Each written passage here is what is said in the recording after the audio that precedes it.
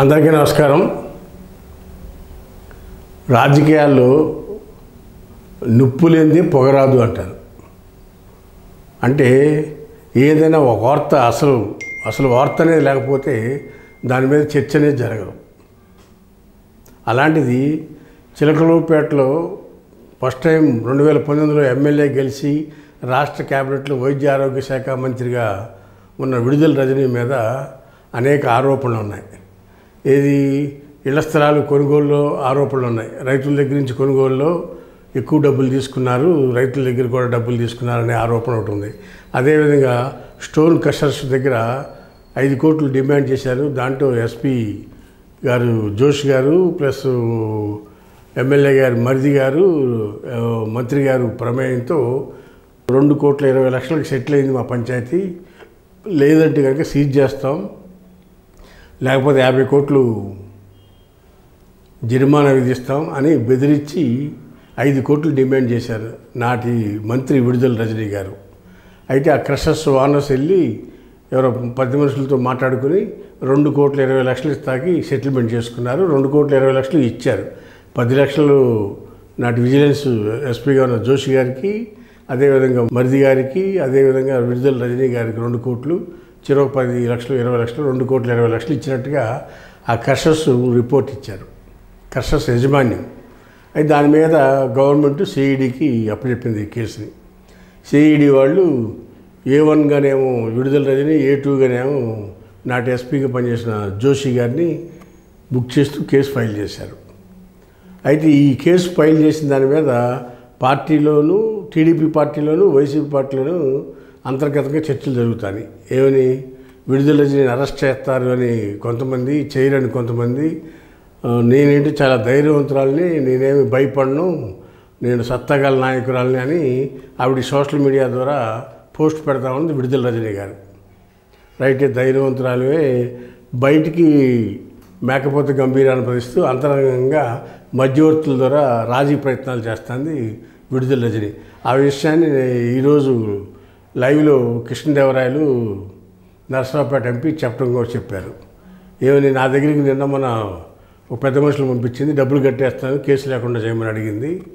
మరి అంత మేకపోతే గంభీరంగా మాట్లాడే వ్యక్తి ఈ రాజీ ప్రయత్నాలు ఎందుకు చేస్తుందని ఆయన ప్రెస్ మీట్లో పెట్టారు. ఆ సందర్భంగా అనేక ఆరోపణలు, ప్రత్యారోపణలు జరిగినాయి ఇటు విడుదల రజనీకి, అటు కృష్ణదేవరాయలకి. ఇవన్నీ పక్కన పెడితే అసలు విషయం ఏంటంటే క్రషర్స్ ఓనర్ దగ్గర డబ్బు తీసుకున్నారనేది ప్రూవ్ అయినట్టుగా సిఐడి వాళ్ళు A1, A2గా ముద్దాయిలుగా ఎఫ్ఐఆర్ ఫైల్ చేశారు.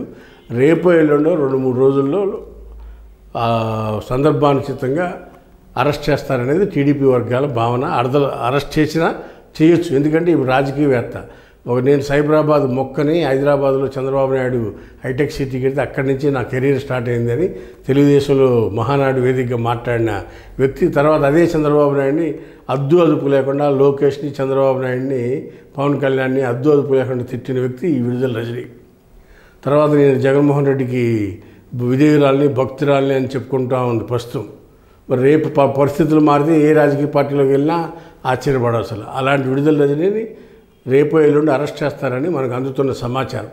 అయితే ఇక్కడ వాస్తవం మనం మాట్లాడాలనుకున్నా, ఒక విశ్లేషకుడిగా చెప్పాలనుకున్నా చంద్రబాబు నాయుడు గారు అరెస్ట్ చేయరు. ఎందుకంటే ఆయన స్వభావానికి లేడీస్ జోలికి వెళ్ళడం. ఎందుకంటే గతంలో కూడా మచిలీపట్నంలో గోడౌన్లు ఓనర్గా ఉన్న పేరు నాని గారి భార్యని కూడా ఓనర్షిప్ ఉన్న లేడీ అయిన పేరు నాని గారి భార్య కూడా అక్కడ ధాన్యం అమ్మేసి ఆ డబ్బులు పేరు నాని గారి భార్య అకౌంట్లోకి వచ్చినట్టు, అక్కడి నుంచి వేరే చాటుకు వెళ్ళినట్టుగా కూడా ప్రూఫ్ ఆధారాలతో సహా కేసు భయపడ్డా. కానీ ఆడవాళ్ళ జోలికి ఎందుకు, ఆడవాళ్ళ దగ్గరికి కేసులు పెట్టద్దు, వేధించొద్దు అని చెప్పి ఆ రోజు చంద్రబాబు నాయుడు గారు అన్నట్టుగా పేరు నాని గారు ఒక ప్రెస్ మీట్లో చెప్పారు. చంద్రబాబు నాయుడు గారు గ్రేట్ లీడరు, ఆడవాళ్ళ జోలికి వెళ్ళొద్దని అన్నారు అని ఆయన ఆ కేసులో ఆయన బెయిల్ తెచ్చుకున్నాడు.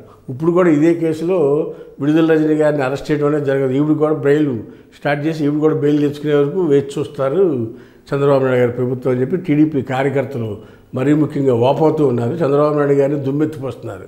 ఇలా అందరినీ వదిలేస్తే అందరూ బెయిల్ తెచ్చుకుని ప్రశాంతంగా ఎవరి పనులు చేసుకుంటారంటే ఇంక పార్టీ ఎప్పుడు పార్టీ ఆఫీస్ మీదకి వచ్చినాడికి అరెస్ట్ లేదు, సీఎం చంద్రబాబు నాయుడు ఇంటి మీదకి వచ్చినాడికి అరెస్ట్ లేదు, పార్టీ ఆఫీసుని తగలబెట్టినా గన్నవరంలో లేదా స్టేట్ పార్టీ ఆఫీస్ మీద దాడి చేసి అద్దాలు పగలగొట్టి బీభత్సం సృష్టించిన వాళ్ళని ఏం చేయలేకపోతున్నారు.